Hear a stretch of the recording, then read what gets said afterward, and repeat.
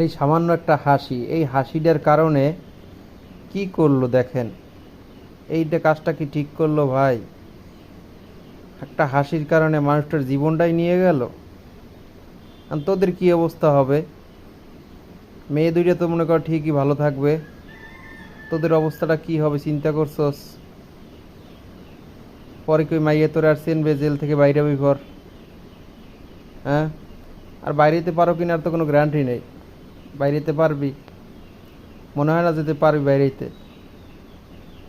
বস, এখন কথাগুলো শুনে যান, তারপর কিছু কথা বলতেছি।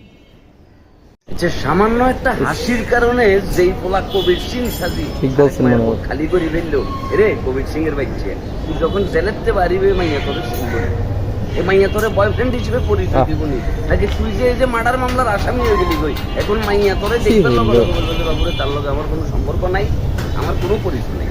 এখন কথা হচ্ছে এই যে ছেলেগুলো তো ঢুকে গেছে ওই কবির সিং এর ভিতরে, কিন্তু বেরিয়ে এখন তাদের ব্যাপারে কি কোনো ব্যবস্থা হইতো না? তাদেরকে কি ধরতো না? তাদেরকে কি জিজ্ঞাসাবাদ করতো না? আর যেই মায়ের বুক খালি হয়েছে তারা এখন কিভাবে দিনটা পার করতেছে? আমাদের সমাজ ব্যবস্থা বয়ফ্রেন্ডের কাছে বিক্রিতেছে, আসলে ওই মেয়ের কি, আমাদের নীতি নৈতিকতা শিক্ষা এইটা মেয়ের কি হবে? বিচার হবে না? এমন একটা জায়গার ভিতরে ঠিকছে জীবন পর্যন্ত টানে এইটা মেয়ের বিচার হওয়ার দরকার। হাসি, সামান্য একটা হাসি আপনি দিতে পারবেন না, ওখানেও আপনার নিরাপত্তার ঝুঁকি আছে, আপনার জীবনে। আপনারা কি বলেন? এবং সর্বশেষ বিচার হওয়ার দরকার না? অবশ্যই বিচার হওয়ার এই দরকার। ঘটনার তীব্র এবং তীব্র নিন্দা ও প্রতিবাদ আমাদের জানানো উচিত। এবং সেই সাথে ওই যে কাল নাগিনী কাল সাপেরা, ওই কাল সাপদেরও কি বিচার ব্যবস্থার আওতায় আনা উচিত। যারা যে কবির সিং, এই সকল কবির সিং এই যে মানুষের জীবন নিয়ে যায়, কিন্তু ভালো কিছু কোন দুনিয়া আমরা বাস করতেছি?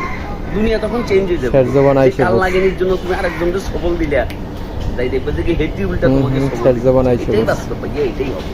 দেখো, আর ওই পরিবারে আল্লাহ পাকে গভীর শোক সহ্য করার তৌফিক